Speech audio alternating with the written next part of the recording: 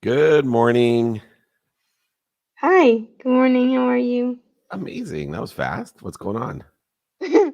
Good. Um, so, my question is, like, I don't know how to phrase it, but like I need help, like, learning lessons, like, better, if that makes sense. Like, Sure. because I feel like, well, my thing is that I feel like whenever something doesn't turn out right, I always get really, like, mad at myself, like I'm not doing it right just instead of just like letting myself improve, if that makes sense.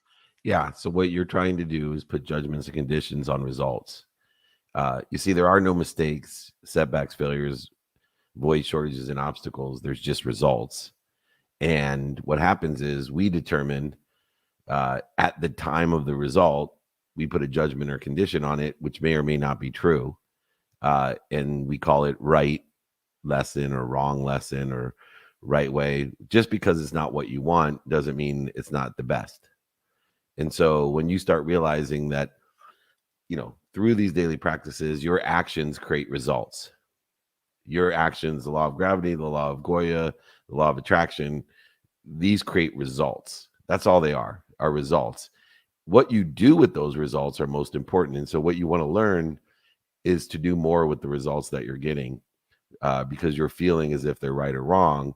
You need to detach the judgments and conditions from the results, take the results for what they are, utilize them to put yourself into a better place, a better position, continually knowing that all my actions just create results. What I learn from and what I do with those results will indicate how rapidly and accurately I end up in a better place, a better situation, or making my situation better in my own perception. What I'm trying to motivate people to do is to immediately look for the light, the love, and the lessons in a result, because that gives you a positive perspective of the result. So all of your results are the right results at the right time.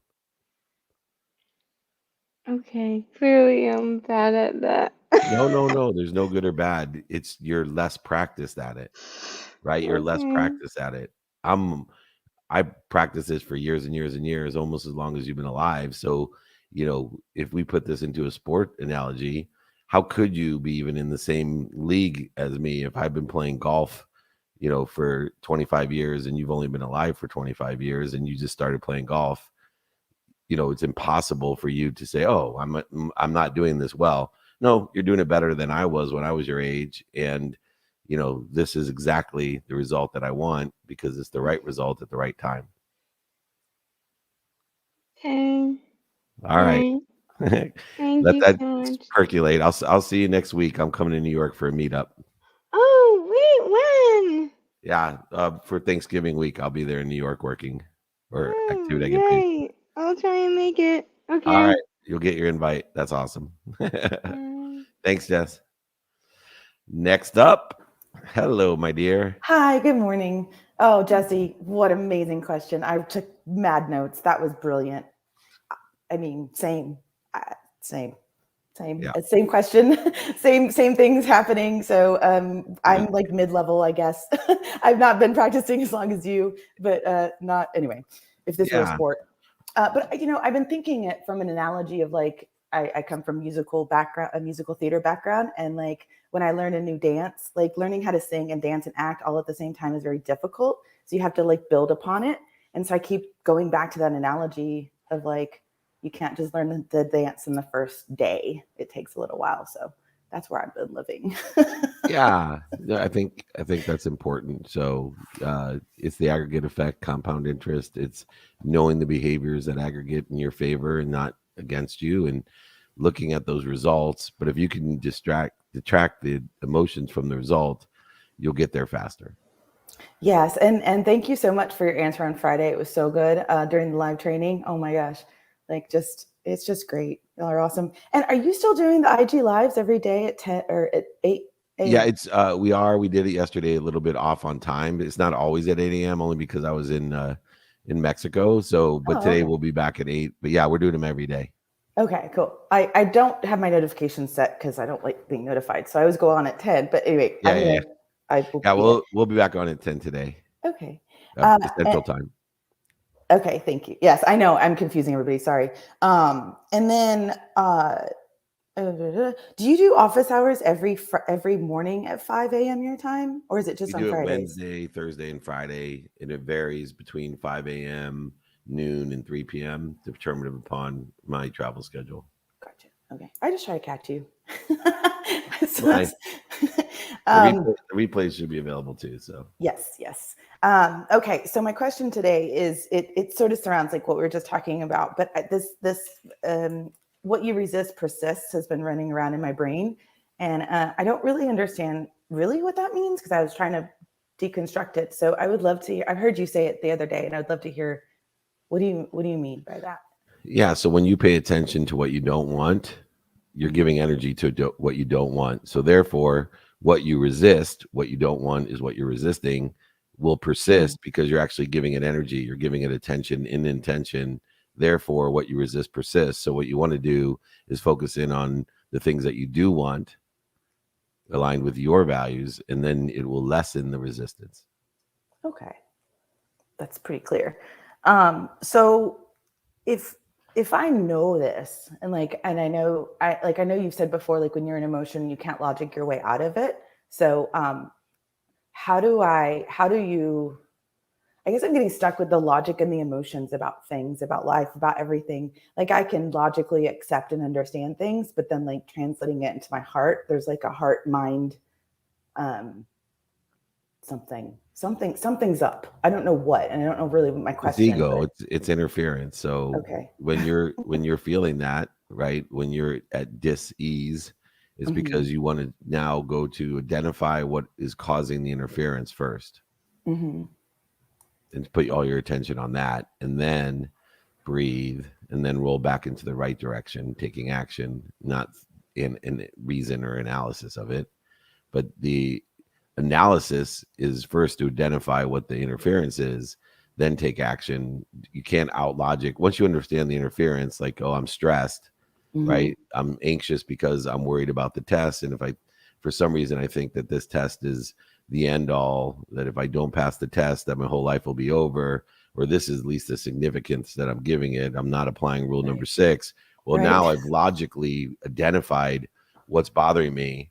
Now I can breathe and say, oh, that's silly. I am happy, healthy, wealthy, and worthy. I have everything I need: nutrients, water, air, and sleep. Therefore, I'm going to go and put my attention and intention on the personal things I want today, experiential things I want today, the productivity and giving things I want today, and the receiving and accessibility things I want today. Very clear. Yes. Just practice. Like back to the beginning. Exactly. Just practice. And final thing, thank you so much for your birthday text. That just meant the world. Thank you so much. Happy birthday. Hope you enjoyed it. Take care. I did. I was impressed you remembered. I didn't even know you knew. Computers are amazing. It's incredible, the information. I wish I could tell you it was up here, but it's not. I just that I practice accessing the information I need and creating systems to do so. So yes, but I did, when I accessed the information, I thought of you, and I wanted to share my love with you. So thank you.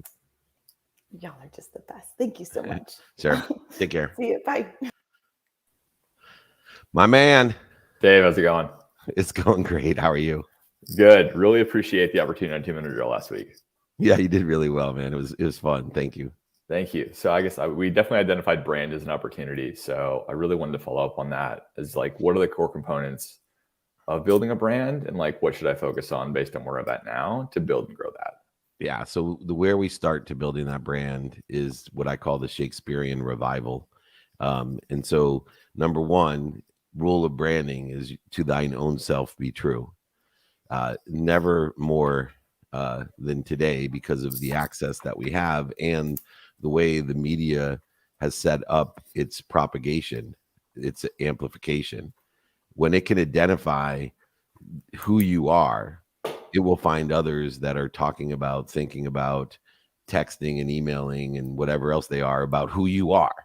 So, if you are, a drippy nosed 12-year-old who loves, Pokemon, then there's millions and millions of those drippy nosed 12-year-olds that like Pokemon. And there's all these systems that have created an opportunity that had never been available for those people that are into that. So to thine own self be true. So the more you do the daily practices, the more you know who you are personally, experientially, giving and receiving wise, and stick to those of who you are, not try to be a chameleon, not try to please everyone, not try to do everything with your business and be everything. But this is who I am, the better it is. The second part of branding is Shakespearean as well. And that's the whole world is your stage. I referenced earlier the spectrumization that has occurred, the ability to be a drippy nose 12-year-old that likes Pokemon and build millions and millions of people in an audience, opening toys on the internet, the Dr. Pimple Poppers of the world.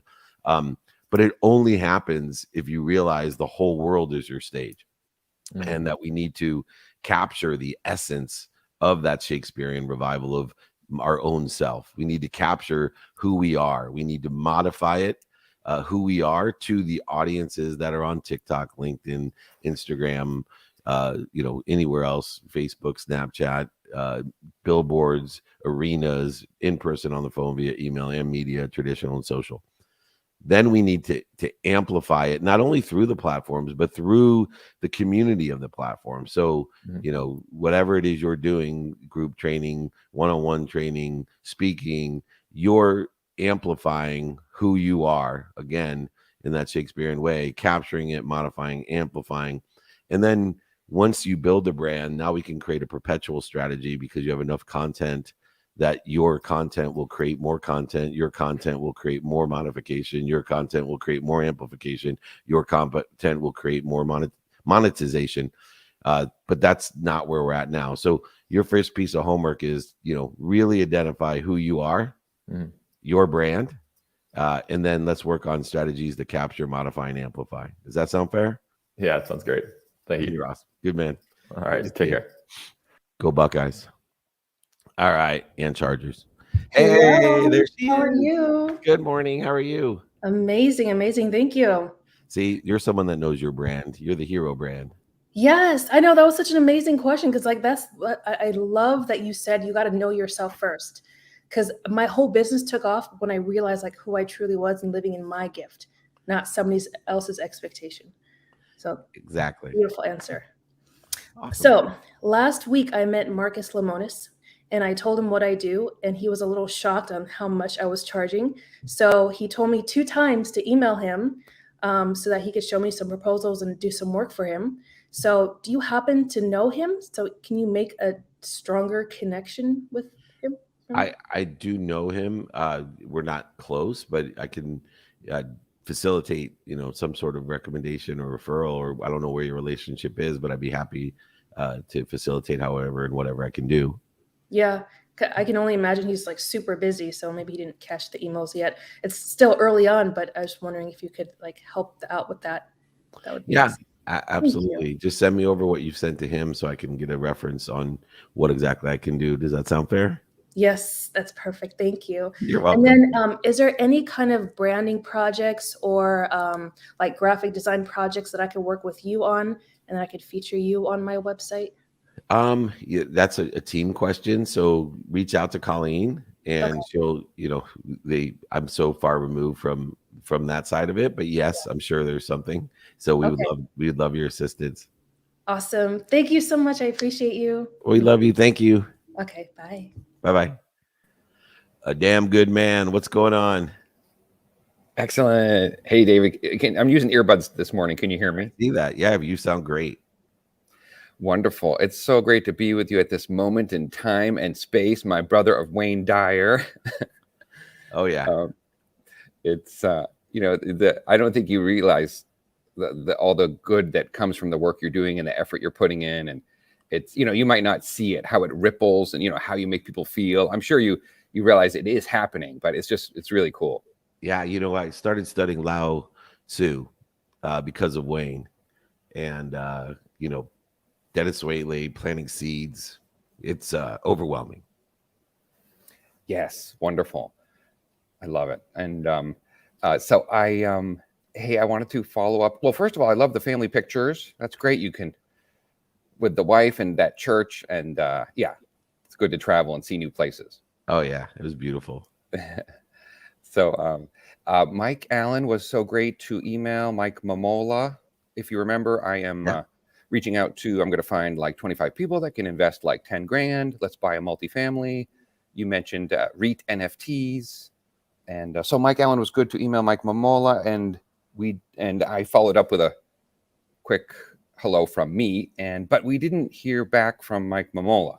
So can you do me a favor? Can you email him and copy me in and just say, hey Dave, can you help facilitate this introduction?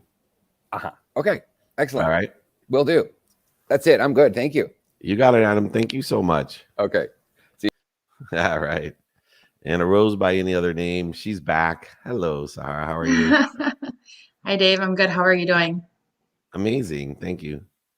Perfect. So I've been thinking about you quite a bit lately, not only because I see your name to people all the time, but I've been brewing a question for you.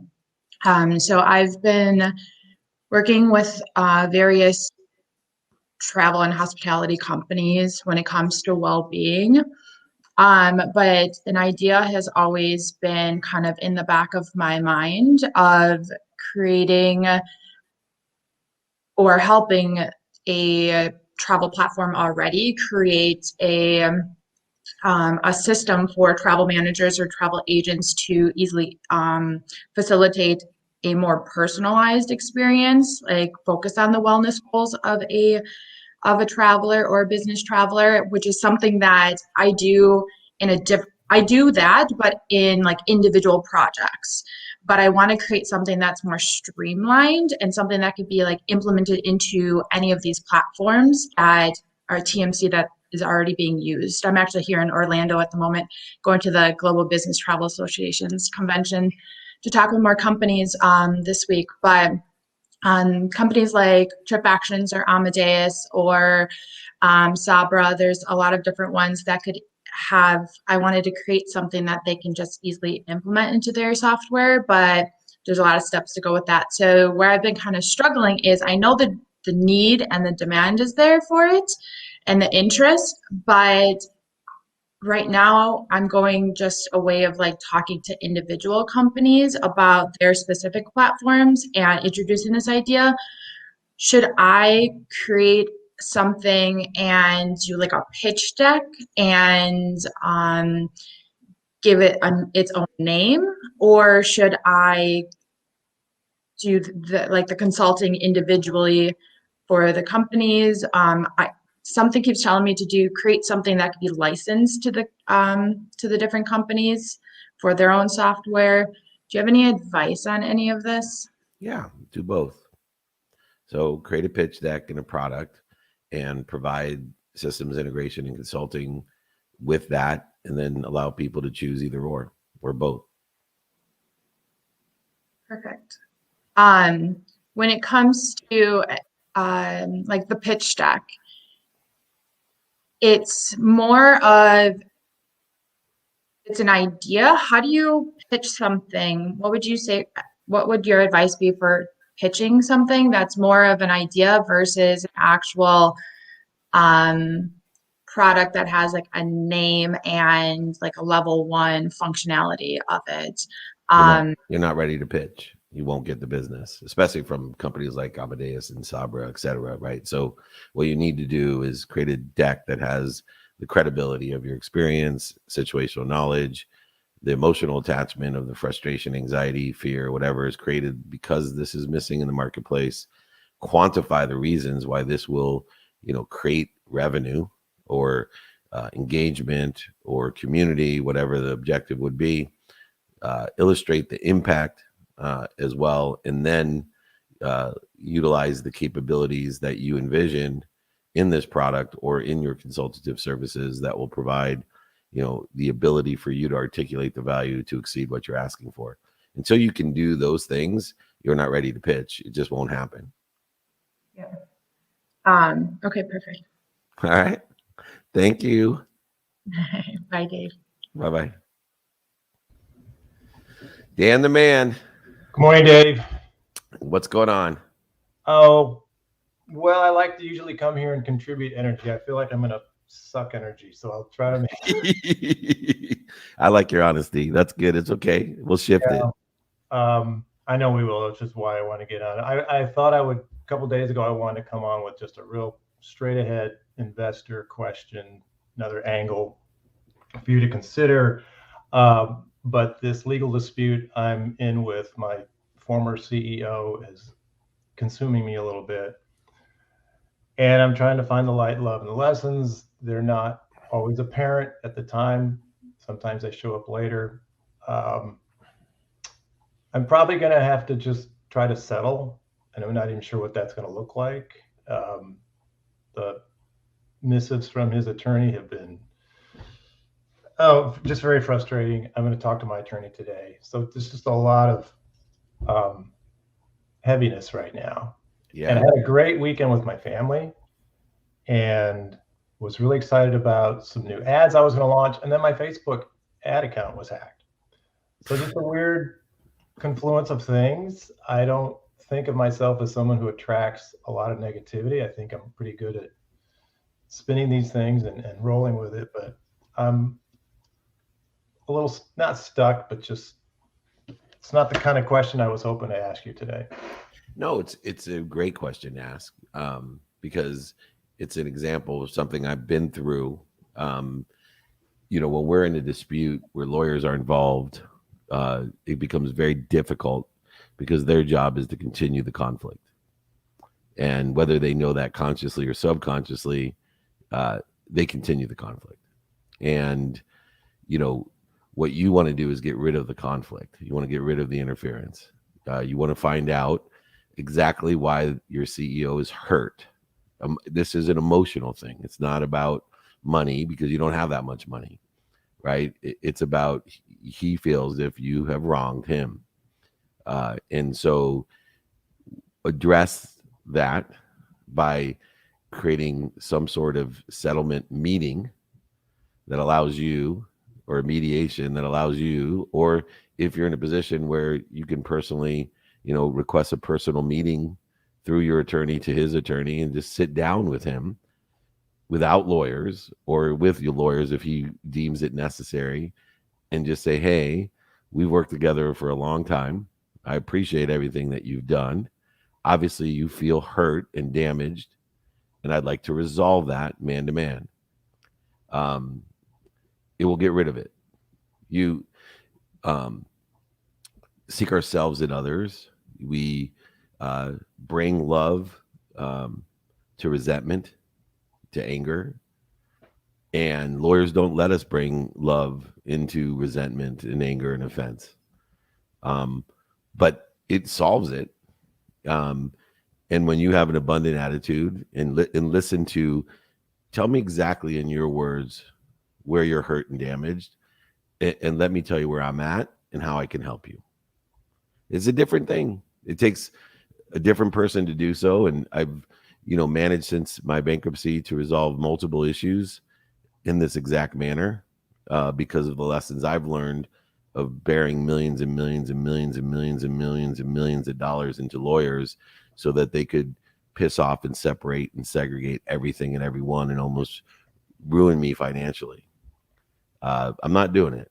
And I don't suggest you do. I suggest you take all of that intention that you have, all the love, the light, and the lessons that you seek, and put it into sitting down with him, either one-on-one or with your lawyers, with one thing in mind. How can I heal you? Let me tell you what my capability, my chief concern is to heal you.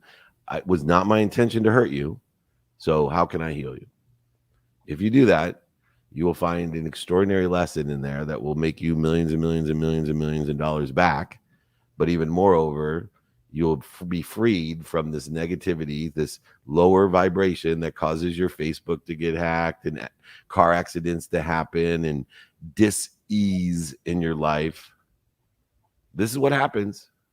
We know we're a positive person, but when you are consumed with a lower energy of this type of interference, this is what's going to happen. And this is something that I personally know was one of the greatest lessons and challenges I had in my life. If you can bring love to resentment, offense, anger, anxiety, if you can bring that light and love to it, I promise you that it's the truth. You go in with the intention to heal, you will be healed. Does that sound fair?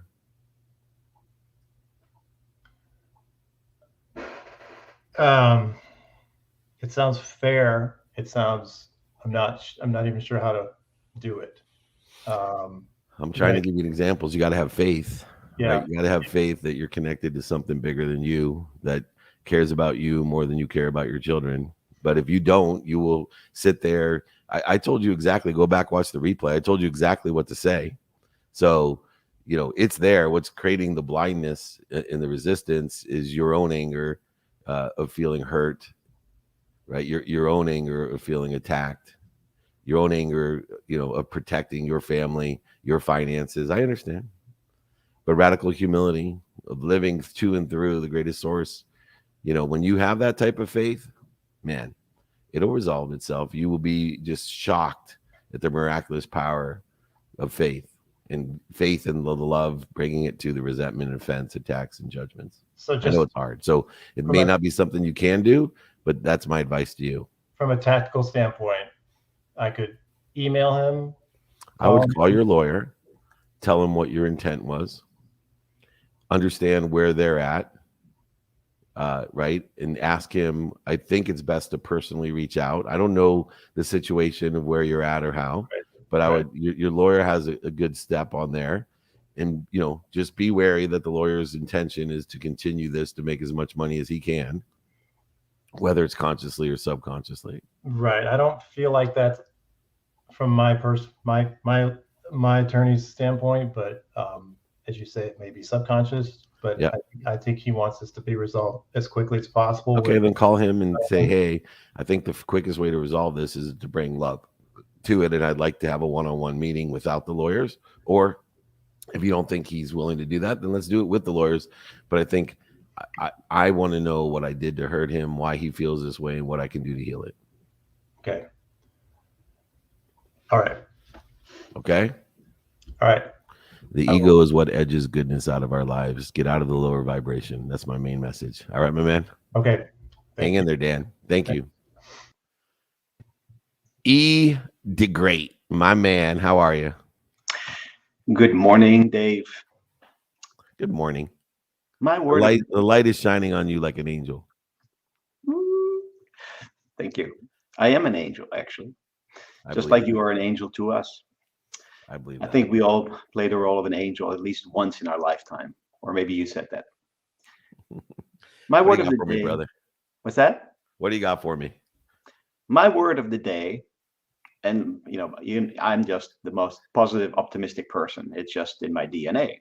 However, there's things happening, in the kitchen, things that nobody knows about, and what I love about this interaction with all of us is, the sincerity of people, and tears that flow, and emotions, and that sometimes are tough to deal with. But anyway, my word of the day is crisis. And just a general question is, have you ever been in crisis? And that's to anybody. I'm now just going to do ask a few questions, and you can pick one of them that you want to answer. So what was your biggest crisis? When was your most recent crisis?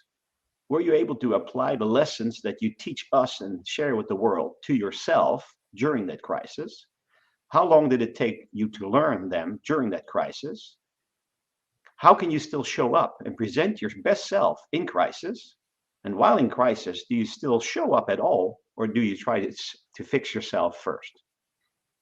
You always got to fix yourself first. So yes, I have been in crisis multiple times. The biggest crisis in my life is when my wife told me that I wasn't taking stock in who I was and what I wanted to become. I was utilizing drugs and alcohol, and I was lying, cheating, manipulating, and overselling people. I was not living in my truth.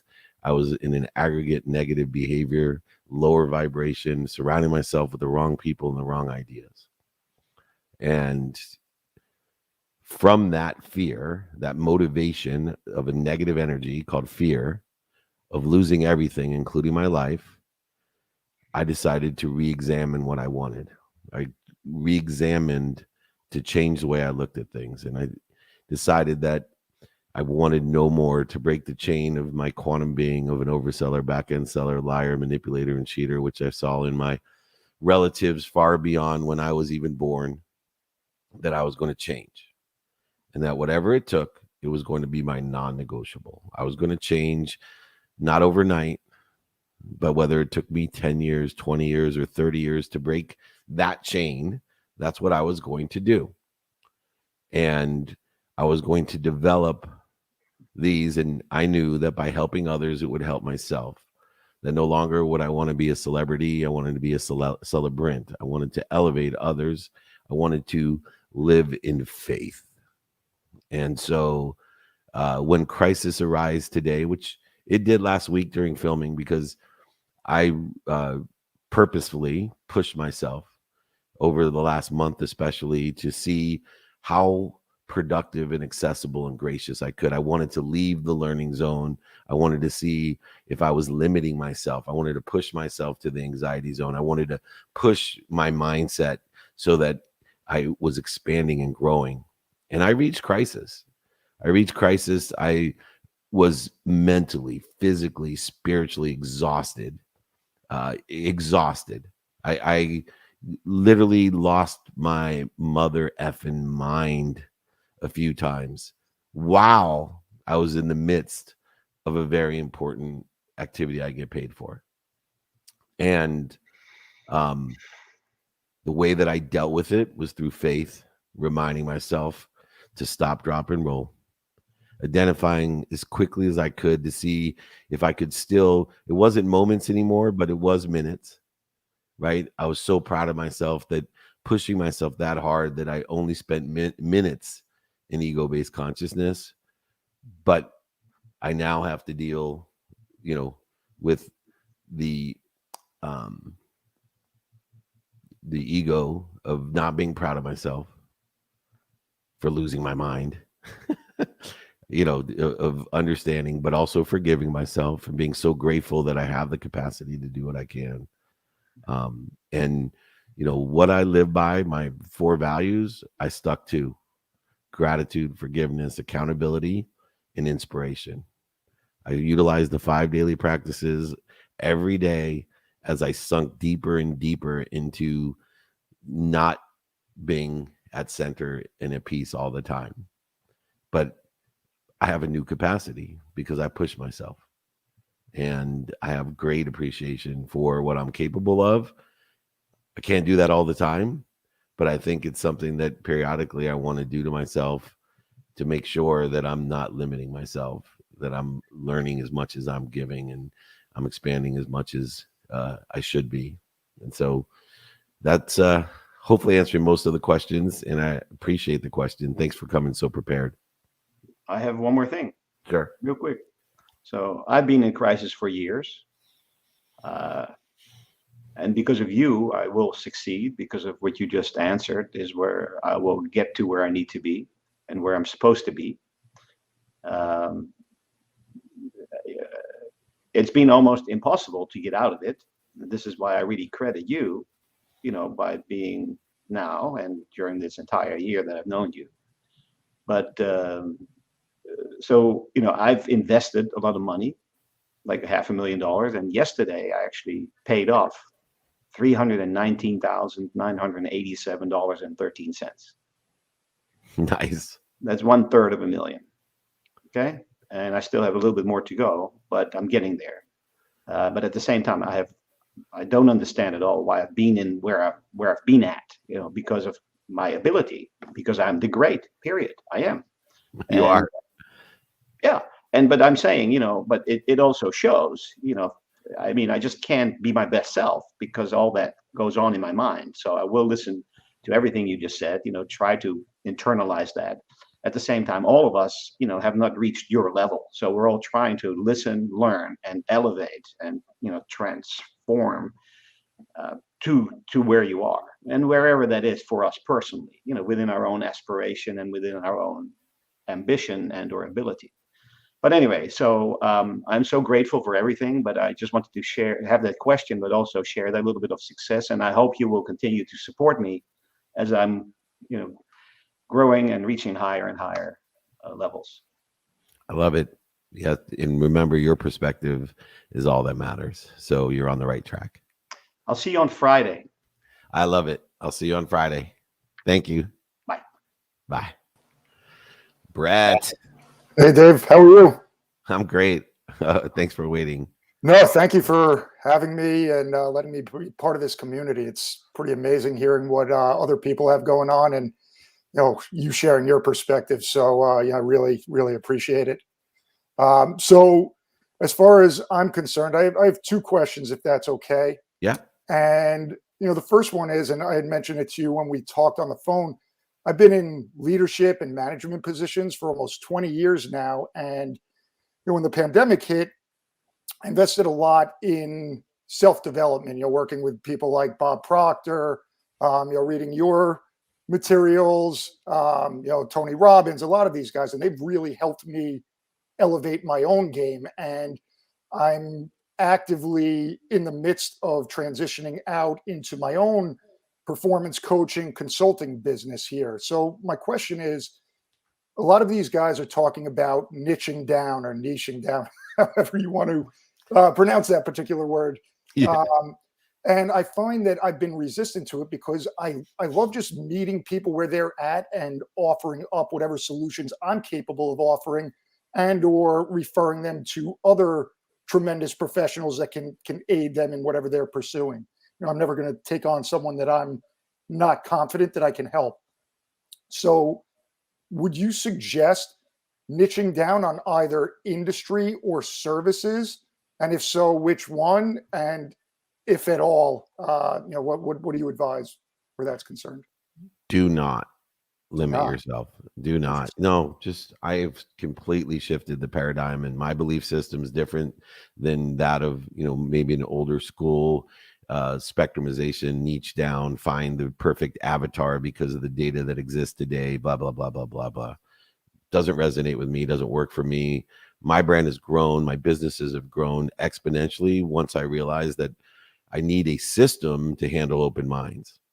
One, to identify an open mind to a closed mind. Two, to figure out how I can be of service or value because of the range of capabilities that I have and you have. It sounds like that my best suited purpose is to find open minds, open hearts, and open hands, figure out how I can be of service or value to them. And if I can't, figure out who can and make money from that introduction. And even furthermore, find out how they can help me, or if they know someone that can help me with my primary objectives, which are indicated by the 5 daily practices that I utilize. I personally, this is my belief from my experience of huge success doing this, that if you have a wider spectrum of capability, see, if you are a gaming engineer in the specific anime arena of some sort of, specialty, niche down, you know what I mean? But that's not who you are. You have a wide range of capabilities and a network in which you can monetize. And so your key objective would be take advantage of the size, scope, and scale of the audience, finding open minds, open hearts, and open hands by having a system to determine, one, if they have an open mind as quickly as you can, because a closed mind takes 1,000 times the effort to re-engineer than an open mind, and then figure out how you could be of service or value, or who to be of service or value to them, and monetize both of those circumstances. And then finally find out how they can help you, and if they know somebody else that can help you if they can't. It's that simple. And for someone, the harder part is what you have is the capability to have that wide range, that you're not just a gaming engineer of anime or a well-trained orthopedic surgeon, right? That should just be specifically looking at a certain age group that would need hips or knees or shoulders and have affluent ability to pay $48,000 for a surgery, has insurance or whatever. That's where these people are getting confused, that are giving you advice about what you should be doing. That's not your space. So hopefully that answered your question. I love that you said that, first of all, for validating what my instincts have been telling me and the direction that I've been going to this point and having success with to this point. I also love the fact that, because I've said it repetitively, my number one vetting concept is, growth mindset versus fixed mindset. So again, really great validation on that. So thank you. You're living proof, my brother, that grass does not grow on a busy street. Thank you. My other question, right. My other question, because I have one corporate consulting client right now, and we're in the midst of trying to figure out how to potentially bring me in as an in-house performance coach for her people. Do you have any advice on how to structure those agreements or how to present those agreements moving forward with other people as this progresses? I always use a go no go plan in order to prepare the presentation and the timing of some sort of proposal or whatever it is. And so as early as I can to create some sort of alignment on here's where we're at today, here's the next step. At that step, you'll be able to give me a go or a no go. Then I'll be presenting this, then this, and I go ahead because I already know the sales cycle and how predetermined where the decisions are made and how to move quickly through the process of vetting, whether they have an open mind or a closed mind or fixed or an open mindset, what growth or fixed, whichever way you look at it. So I try to get alignment, then take action and prepare for adjustment. So I'll already prepare someone with, the timing of what I'm going to be doing next and get their agreement early on. Okay. All right. Terrific. Well, thank you. Thank you for everything here, Dave. You got it, brother. Thank you. Pleasure seeing you. Always a pleasure. Thank you, everyone. All right. Next up. Hello. Hello. I got gloves on. I was trying to hit the button. It's 80 degrees out morning. today. I'm thinking about taking off my shirt. It's supposed to be 60 here tomorrow. Oh, that's nice. I'll bring the sun when I come. Yeah, please. It's just making me want to move to Nevada more and more and more every single day. I'm so done with winter. Makes my whole body just ache. Anyways, so I recently found myself in a financial situation. I mentioned this before, but that I kind of swore to myself I was never going to get back in again. And I'm not going to say I'm okay with it, but I've made peace with it and I'm working my way out of it. But on 2 occasions in the past, I don't know, month, several weeks, whatever, I've had to, not publicly, but declare my situation to somebody else in order to get something done. And I know this is ego, but definitely felt embarrassed and humiliated and questioned about, like, how are you here? How are you surviving like that? Like this whole thing.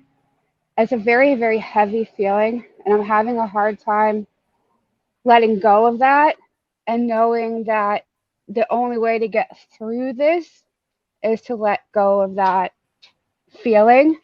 And I've been doing my EFT tapping and my affirmations and stopping and dropping and really just trying to identify and separate the ego part of it from the, like, my self-worth part of it.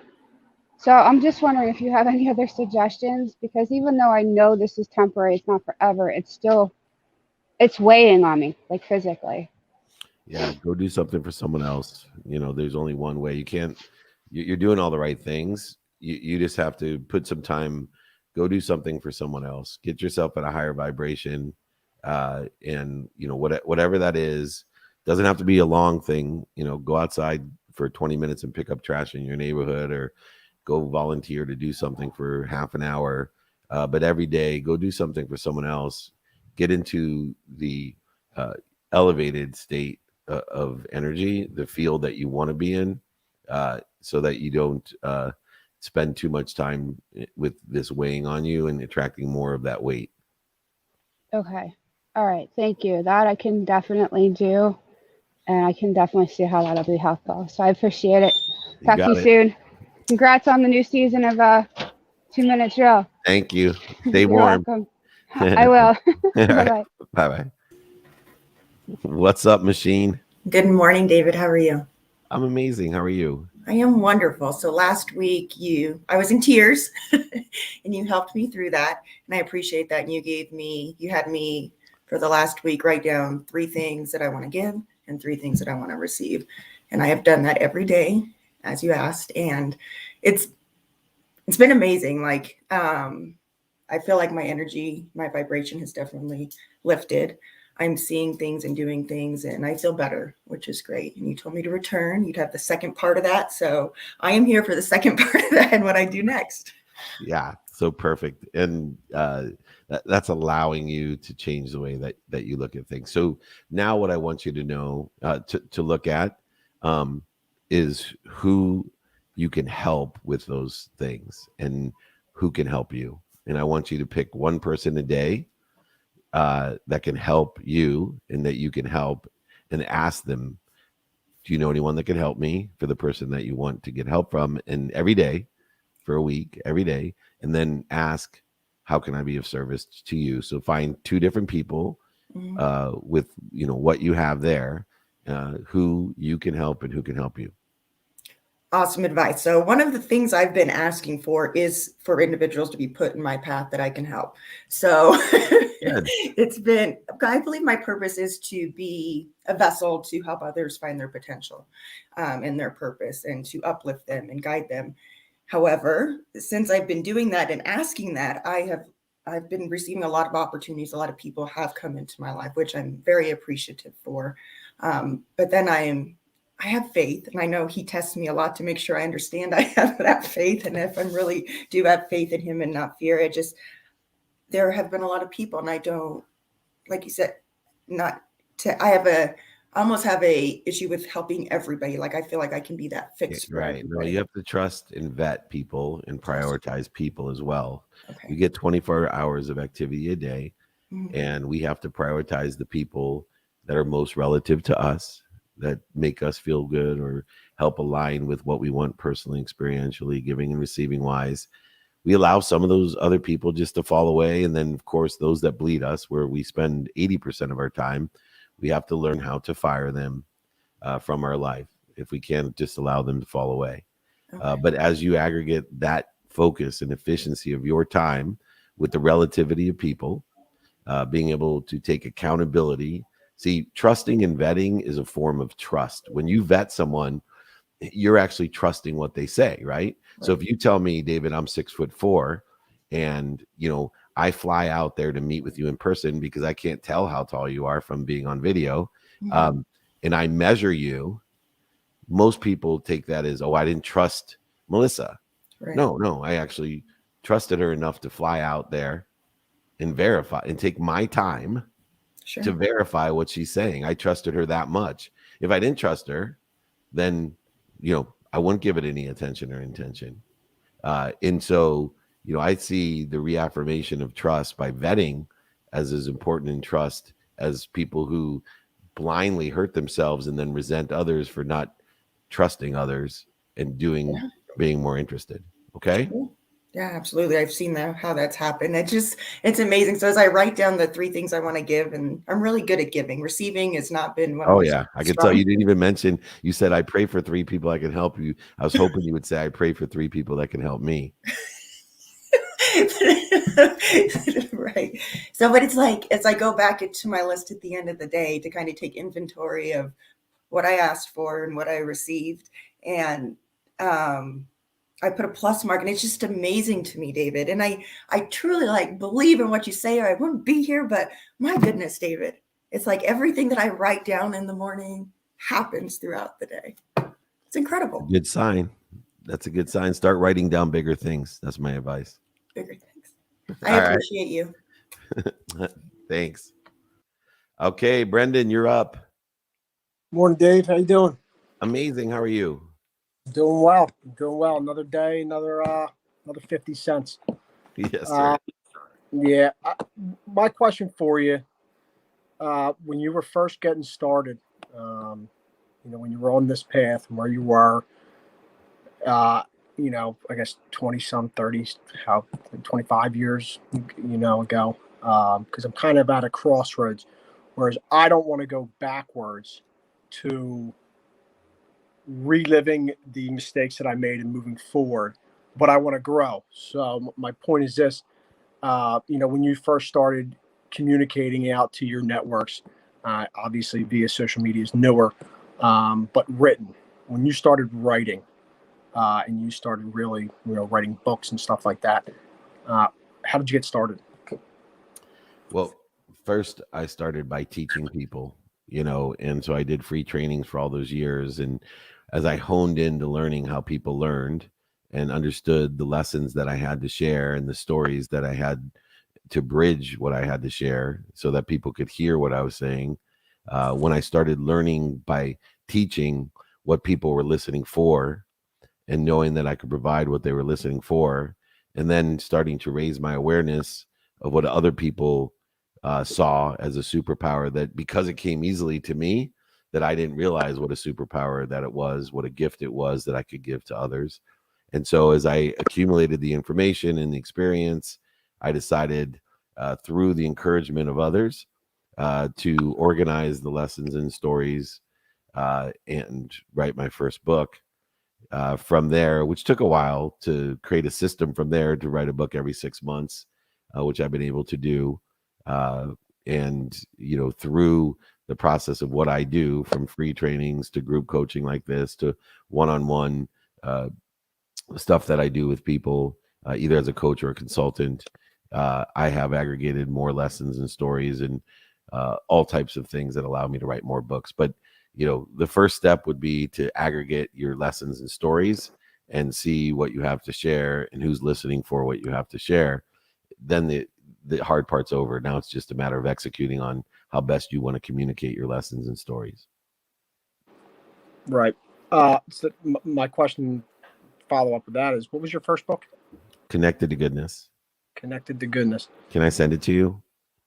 Please. I would love Can that. you email me, david@dmeltzer.com. I'll sign it, send it to you, pay for shipping in the book for you. Okay. Please do. Please do. Anybody else as well. It's not a problem. Yeah. And to follow up with that, one thing that really hit me, again, there's these things that ruminate through my mind, some of the sayings, but one of them was a video you posted, and it was on being a Barney bro. Yeah. And while I love all the emotion and all the, getting back on track and shaking yourself to say, yo, stay back on track, I want to avoid being a Barney bro. So, I don't know what utilizations, what tactics, skills, strategy. I don't know how you avoid, obviously, because you got to get paid for what you do. I mean, and, yeah, having your background, obviously you do that. I don't know what kind of it's value tools you use. Value, quantitative value. So the more you stick to being able to articulate quantitative value to exceed what you're asking for, and stay away from the emotional aspect of overselling, back end selling, making people feel good just to make money, then you'll be able to really get out of the Barney bro attitude. And nobody likes to hear me sing, but it's certainly one of my favorite songs to sing. And for those that don't know it, it goes like this: I love you, you love me, nobody makes any money. So don't be a Barney. Go ahead, utilize quantitative analysis. The world's worst voice, Dave Meltzer. Tip your waitresses. I'll be here next Monday and Tuesday. Thanks so much. Take care, Brendan. Thanks. See you, Dave. Peace. All right. There's my smiling buddy. Look at you. How are you? Good, man. I had no doubt you'd be here, by the way. That's how much faith I have in you. I know, man. It's something that I kind of realized is that you remind me a lot of my father. That is a compliment and an insult all in one, but thank you. I mean that from the highest respect, because I respect so much. I was thinking on the age side, it's insult, but I get it. Yeah, well, you guys are relatively, relatively, you're a little bit younger, I think, if I remember correctly. Now you're redeeming yourself. Thank you. Just lie to me. Say I look a lot younger. Don't get too swooned, brother. Okay. Thank you for your honesty. Of course, brother. So that was something that I needed to understand why I was having so much friction with you, and it was because of that. Because I always wanted to have the approval of my father, right? So I took your advice, and I did something nice for somebody. And, even if I didn't have that much money, I still gave my money to my lover so she can do a yoga certification, right? And,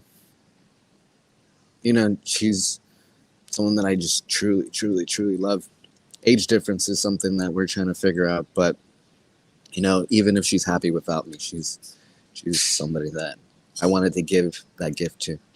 So once I did that, I had to really think about, all right, well, shit, I just kind of gave up my last bit of money, my $300 that, I had in my account. So I was like, all right, let's go get a job. So I went to go find a job, and I'm on the second interview for this Friday, and they offer health insurance. So yes, thank God. So it allows me to make some money off the charisma, and I'm working for this catering company, which allows me to plan my month ahead. So it's allowing me to do that. I'm still working at Domino's, so I'm still kind of like doing the driving and stuff like that. So for the most part, I think I should be fine for the month. And where I'm staying, until the 27th of December. So I still have a little bit of time to figure out what's going on. So what I came to the conclusion of is that that conversation, I was watching one of your videos when you were on the plane, and that lady, like a friend of yours, was talking about the meditation, right? You're like, oh, I'm so successful, like, why would I need to meditate? Now, I've meditated for 10 plus years, right? Now I'm finding myself meditating for at least maybe an hour or plus, because what I'm seeing is that I'm vibrating faster, right? And this presence is something that I'm finding a little bit of a challenge, because there is a little bit of a residue of this insecurity or paranoia, right? Because of my recent experience, because of this idea that because I can no longer ignore death, I pay more attention to life, right? So it's that whole dying before you die. So as I'm becoming more receptive, in the receptive mode, right, I'm showing myself that I have the ability to be in that mode, and how I'm paying attention to how I'm feeling and to what comes as a result to that. And that's going to be my first question. So I'm kind of curious about that. And then the second question is, because I also want to do what you just spoke to, I think it was Brad or Brandon? Brendan. Yes. And with your permission, because you also need to make money off what you do, I want to do a free class on relationships, right? And then, charge about like $10 or something like that, if that's possible, to help people and get me in that mode of at least making a little bit of money. So I'm like focused, but also like figuring out what people really want in relationships. So it's this thing that you mentioned with Sadhguru, which is my purpose is greater than my pain, right? But it's also understanding that if someone's hungry, you can't talk about enlightenment. That would be cruel to them.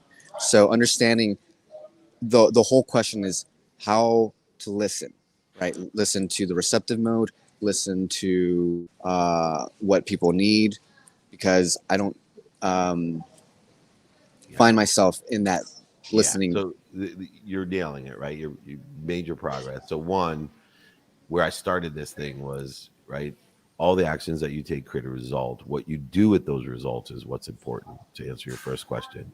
So Okay. what you want to start doing is utilizing that. Now, I just interviewed Joe Dispenza yesterday, which is completely applicable to, utilizing those results in thought.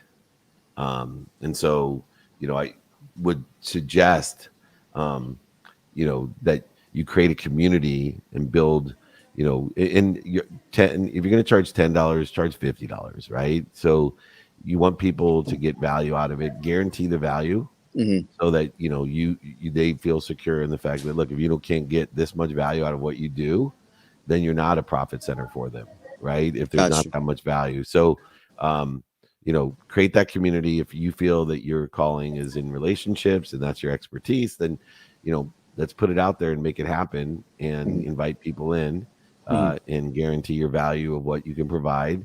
And, I think it's fine to ask for that value.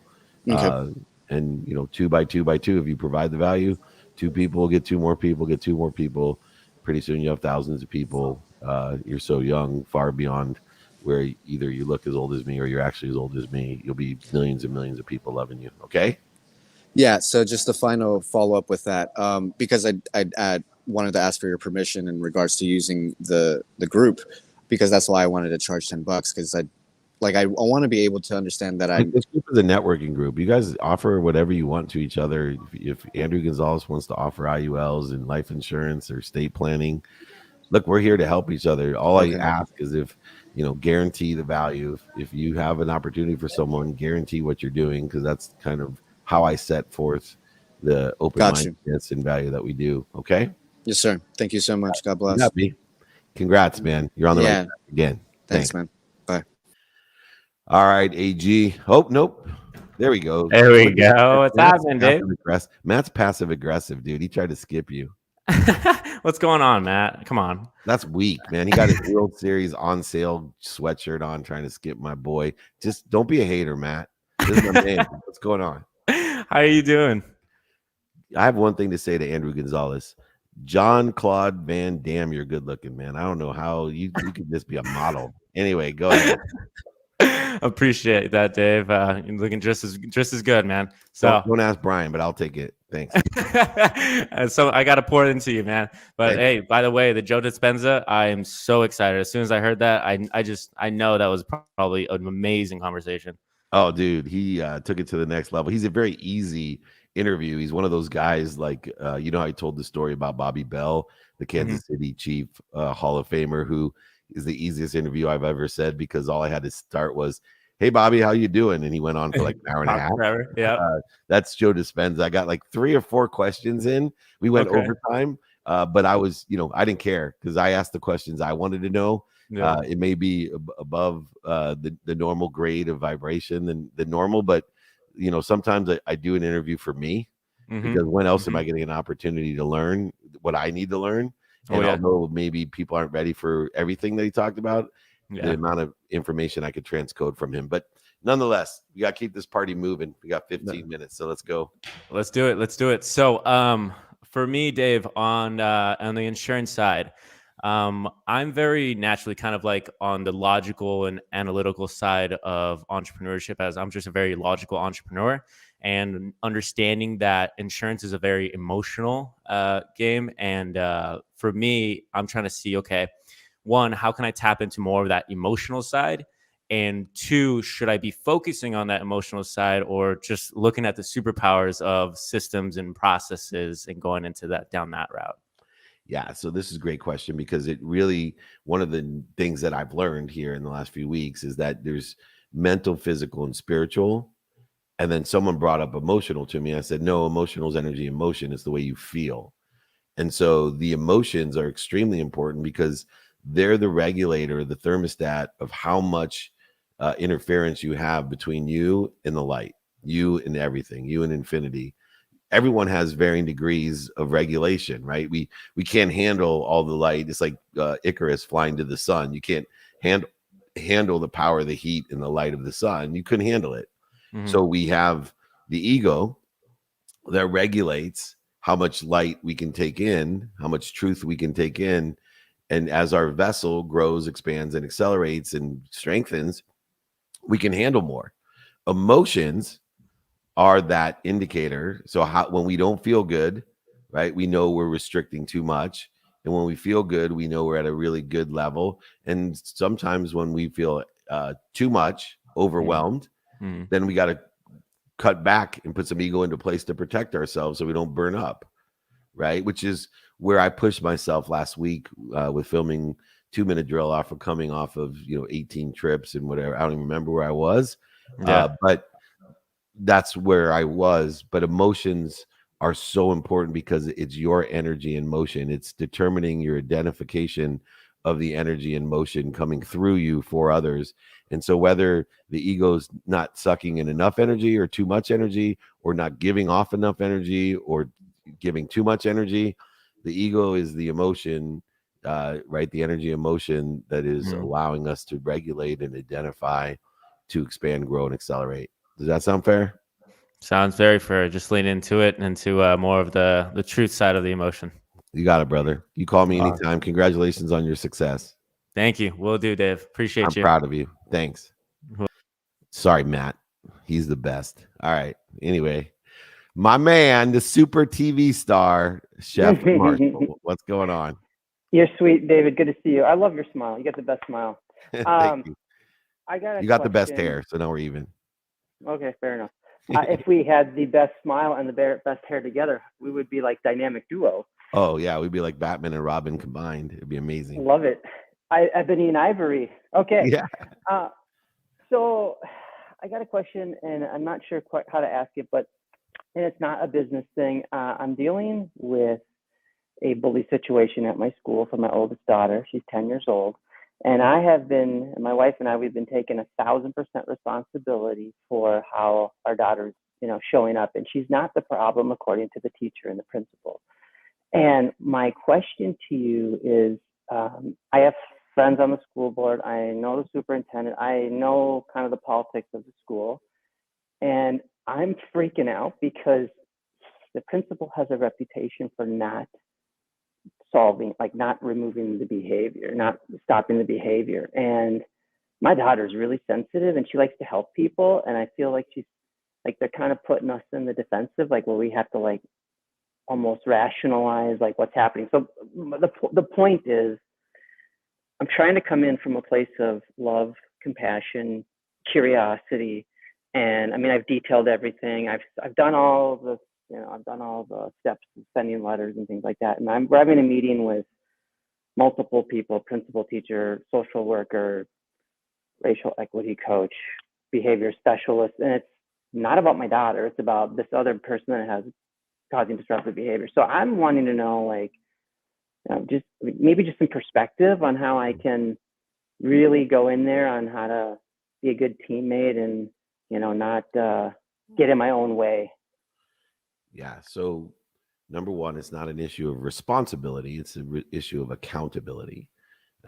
Responsibility includes liability of who to blame. And so when you realize that, I assume the bully is a 10-year-old as well, or an 11-year-old somewhere. Yeah. Yep. Yeah. So we need to pray for that child's happiness. Of course. Yes. So there's several things you do. One, educate your daughter of understanding that this person is damaged and they're projecting that damage onto her, even if she's sensitive. My oldest is very sensitive, and it took her some time to figure out that that's just her problem, where, some of my other kids had no problem identifying, projection. So what we want to do is pray for her happiness. And that's the first lesson of accountability that you want to teach your daughter, is to pray for the person's happiness, to bring light and love to attack, to resentment, to offense. You're doing the right thing by seeking help for that girl and putting the attention onto, hey, I want to help this girl. This isn't about protecting your daughter. She'll survive. She'll survive. So let's make it about healing this person at 10 or 11 years old, so she's not doing this at 12, 13, 14, 23, 53, etc. What a great opportunity for you, right, to offer whatever help you can give to heal what's the matter with this girl, right? To a point where you want the superintendent involved. I'm sure the bullying is to a level that this girl has serious problems. And so, you on one hand have a great opportunity to teach your daughter about healing and about praying for others' happiness and about attacks and judgments and conditions and not listening to what other people think, but understanding why they think and how they think in order to help heal them, because you are at a higher level, a higher vibration, and empower her with that love, light, and lesson. But more importantly, too, seek help for the girl. And when you come to the superintendent and the teacher and say, hey, my daughter's going to be fine, right? My daughter's going to be fine. I'm really concerned about this other girl. Obviously, she's hurting, and I want to get her help. I want to get her help. What can we do for this girl? You'll have a different energy and a different solution come about. Okay? Wow, that's cool. I appreciate it. Thank you, David. You got it, brother. Great to see you. Take care. You too. Batman and Robin right here in the morning. Last but not least, the incredible edible egg herself, the hussy. What's going on, girl? Hey, Matt, what's going on? You're not going to let her join us? No, what the hell? I mean, He's seriously. so passive aggressive, Like, Matt. you are such a little jerk. I was like working on my lighting. You can see me and like the whole thing. Like, I'm trying. I'm getting nauseous learning. if you move around so much. I know I do. Oh, Guess Tammy, what? you're still on board. Sorry, I missed you. Don't Okay, don't all leave right. me. So let's do this. Okay, I I got know. 6 minutes, so I got to help Tammy too. Stay No focused. shit. I know, but see, that's the thing, man. You Okay. call me individually. I give you more than anyone. Just play the game with me. Let's make this happen. So let's do this. Boom. Freaking love it. That's what I'm talking about, and that's what I need. So, and I have to stand up, okay? Because this is just the way I roll. Laurie Burke. Okay, let me start over. Feedback, and then that's it. Promise. Focus. Center, slow down, ground, focus. My intention is to ask you for feedback on my whatever. My name is Laurie Burns, yet I am Hussy Malede, aka Spiritual Starfish. That's because I'm a hussy in the sheets, I'm a lady in the streets, and I believe that we all do come from the stars and the ocean. I'm all about love and light without the need to be right, because we're all right, right? All right. As slow is the flow and fast is fun. Oh shit, I just lost it. Wait. As slow as the flow and fast is fun. I say just be groovy and be in the I do, not no now. Mic drop. Okay, I'm done. The whole thing is if I can't push myself in this safe space with the Meltzler family, like who can I do it with? So yeah. I am like, my stomach was dropping and I'm so embarrassed. So all I care about is the experience. So I'm done. Thank you. My feedback is you're exactly what I taught Zach, right? To thine own self be true. If you want feedback, and I love who you are, and I love I'm just how you trading show fear up. for curiosity, so we don't need feedback. So that way you can answer someone else's question. I just traded fear for curiosity. And the last thing that I'll say is I got confirmation from my angels, master, spirit guide, source, whatever we all want to call it, that they are proud of me. Because why? I jumped off a cliff and I trusted that angels would be my wings on the way up. Thank you for listening to me. I appreciate your patience, and that's all I needed. So thank you. I love you. Love you. Congrats. All right, Tammy. I don't know how you're going to follow that up. Matt, are you like slow? Oh my goodness. Here we go. Good morning, Dave. It'll be a tough act to follow, but go ahead. She's adorable. Oh my God. I love it. Where I'm at in my business is that I'm being kind of coached into doing evergreen programs. So looking for help and advice to do that. I've also, a part of what holds me back from doing that is I'm afraid to be seen. I've gotten to a point in my coaching where I do all one-on-ones. And I don't even do social media. So when somebody comes in, they're like, you've gotten to your business at this level, you do no organic, you do no, like, do you know how much more you can explode? And I'm always like, yeah, that's great. So I'm kind of, I don't know. So I just need help kind of wrapping my head around that and then help with the evergreen stuff. Yeah. So these are two completely different issues. One is you need to determine your own timing and risk tolerance in your business. So I want you to, for your homework, to think about what's the timing and risk tolerance I want in my business. And if that's aligned with the exponential growth that obviously you have the capability of because people are articulating your superpower to you, then go ahead and figure out how to best do that. Ask for help from people who know how to scale businesses and whatever else it may be. But you haven't determined your own timing and risk tolerance. Therefore, you're trading off the doubt that you can do it with actually just knowing you want to do it. So figure out your timing and risk tolerance and then align your business to that. The second issue, as far as evergreen, in order to do evergreen content or have evergreen group material, you have to determine what that is, right? So what does evergreen mean? It's when you extract time. So go ahead and look at things that you teach, that you like, that resonate with you, that are aligned with, synergistic or supplementary to you, and extract time from it. And when you extract time, you will find that there are lessons that are evergreen. And those lessons then can be tied to stories that are evergreen. And evergreen stories are one that are historically based, not now based, meaning that, if I talk about the Green Bay Packer and Dallas Cowboys score, then in my content, that's not evergreen based. But if I talk about the Dallas Cowboys winning the 1980 Super Bowl, that's evergreen based. Right. We want it, the word that comes to mind is timeless. Timeless, correct. Extract time. Okay. Okay. Thanks, Jay. Awesome. Thank you so much. What a great group today. Everybody, I appreciate you being efficient and effective with our time with the group. Mikey Allen, I want to give you a big shout out. This would not be possible without you. I know you silently wake up there. Matt, progress, not perfection. Quit hurting everybody's feelings. Do your best. Learn lessons and have fun. And I hate your sweatshirt. Anyway, thank you, everyone. Be kind to your future self. Do good deeds. We love you. Take care.